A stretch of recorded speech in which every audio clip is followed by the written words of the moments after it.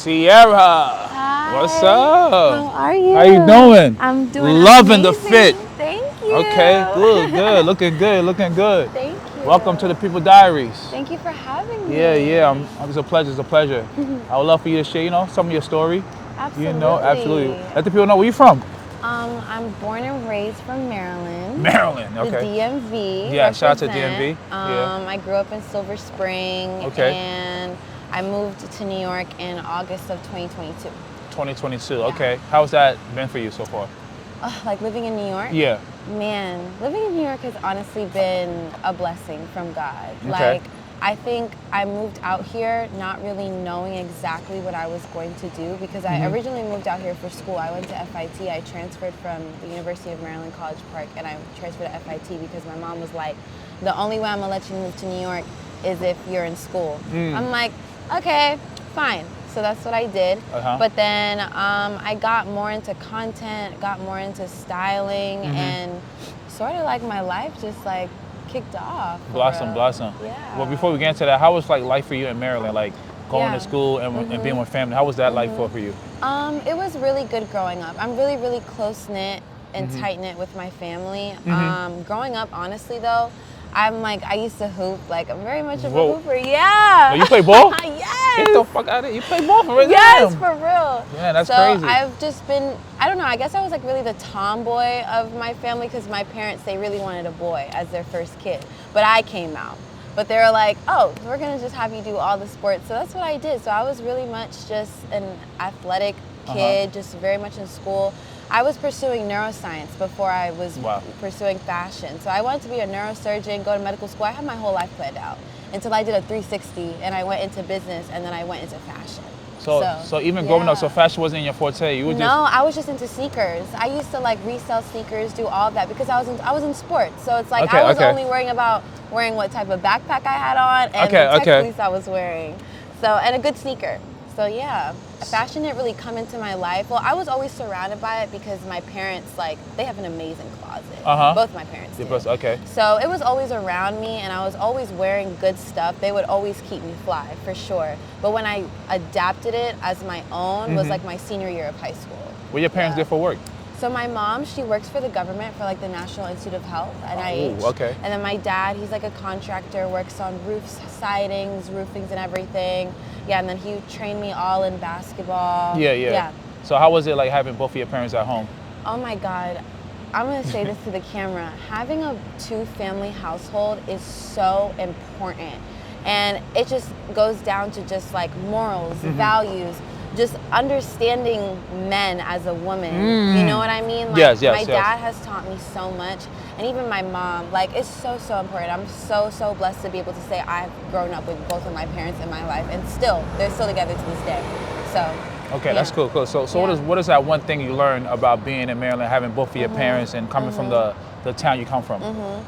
I would say I've really learned how to hustle. Like, I feel like a lot of people look at me and they're like, oh, she looks like she grew up with money, because I've gotten that before, but no, like, I really feel like from my parents, like, I've seen my parents really get it out the mud, you know?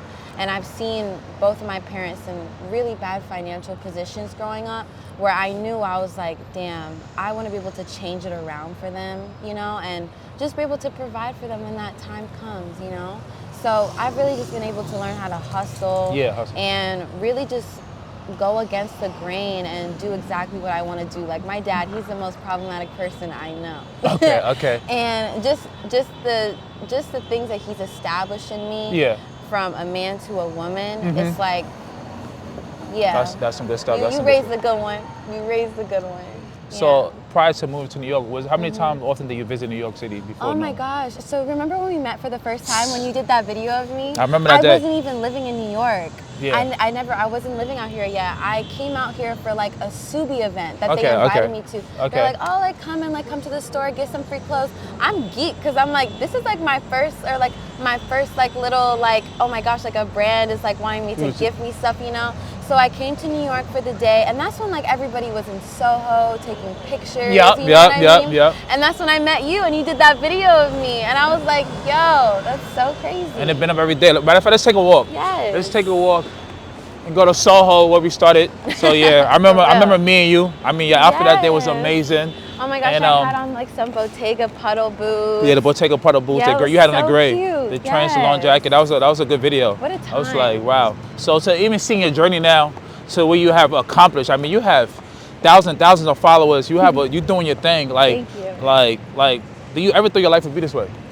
No, honestly, like genuinely, because I was pursuing science. I gotta walk on the outside. I gotta protect the lady. You feel me? Thank you. We gotta walk on the outside, you know. But yeah, honestly, no. Like, as I said earlier, I was in like medical programs growing up in school. I went to a science school. So honestly, my life was sort of planned out for me in terms of what career I was doing, because I was like, I don't know what career. When I was younger, I was like, I don't know what career I'm going to do in science. But until I landed on neuroscience in high school, I just knew I was going to go to medical school, go to college, get my master's, do everything. Yeah. So when it made like a whole 360 turn, I was like, whoa, but that was the best risk I've ever taken on myself.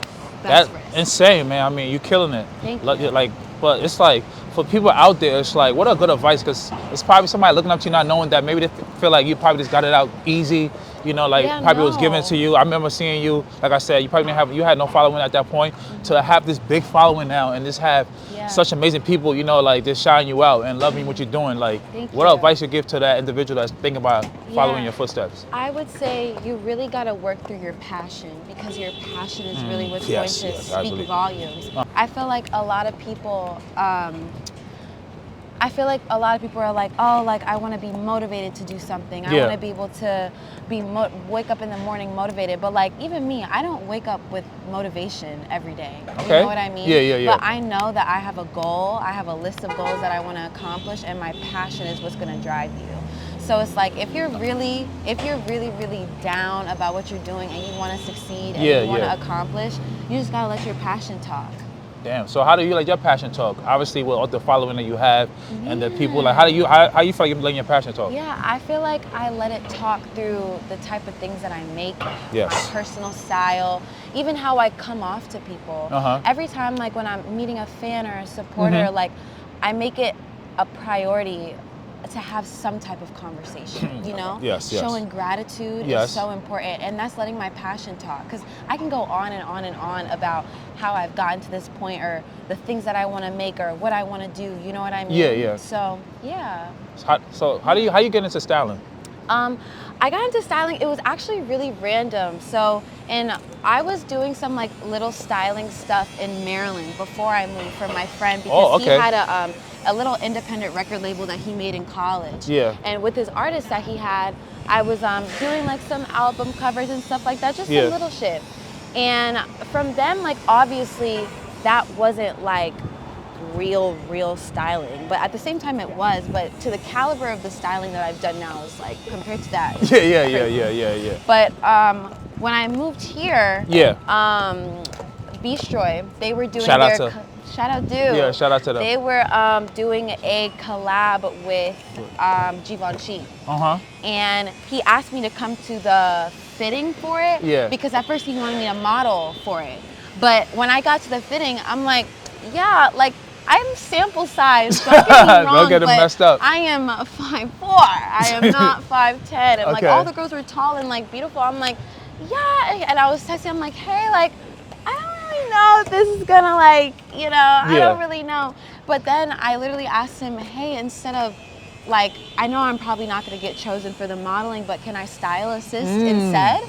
Bro, I had no idea me asking that, like it was just off of Sierra. Closed mouths don't get fed. Correct. Use this as an opportunity to learn, you know? So that's exactly what I did. And he said yes, and literally, I feel like I'm a very quick learner. Very quick learner. So when we got on set, that was my first time ever being on set for 12 hours, 13 hours. 12 hours, wow. It was crazy. How you feel about that? You asked for that, but you end up being on set. It was a blessing. Like, that was my first time of being able to be like, wow, this is actually what it is to like be a stylist, you know what I mean? And obviously like I was style assisting, but I feel like when I was on set, I was a really good asset, you know? Yeah. So, that's how I got into styling. And then just from doing like all of those like styling assisting jobs, and then because I was styling assisting the brand for a little bit after, and then I ended up getting lead campaigns, and I'm like, hold up, they want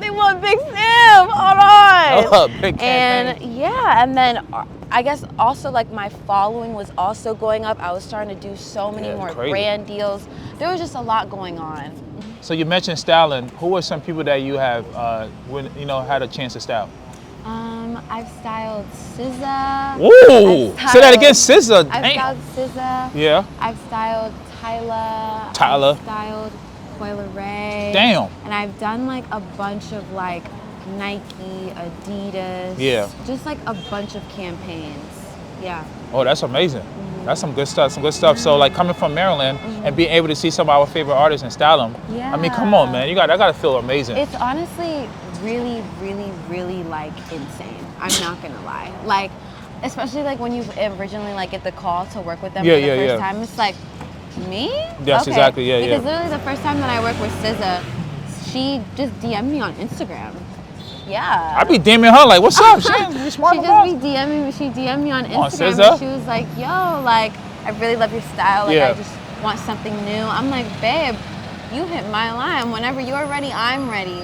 And then when like the right moment came up, I styled her for when she headlined Dreamville, and that was my first time doing anything like that at that caliber. Yeah. Because I also styled her 12. Well, I styled the 6 dancers and her 4 band members. Okay. So it was 12 people in all that I styled. It was crazy.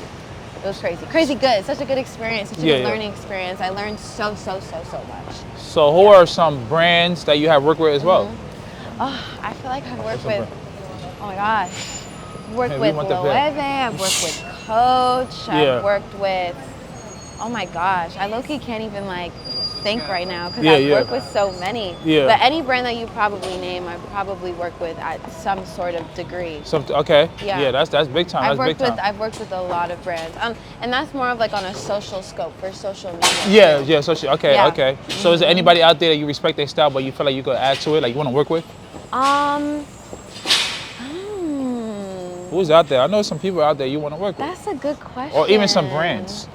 Oh my gosh, I would love to work with Chanel. Oh, Chanel. I would love to work with Chanel now that Matthew Blazy, like he's one of my favorite creative directors, but I would also love to work with Dior now that Jonathan Anderson is there. Okay. Like I go by like creative director. I don't really go by the brand. That makes sense. But those are 2 really, really big brands I would love to work with now just because of who their creative directors are, and I love them so much. Okay, but why fashion for you? We see the look, we see the fit. Yeah. Why fashion for you? I think it's just such a beautiful way of being able to creatively express yourself. Okay. And I also think fashion is so like subjective, and it's so interesting to see how people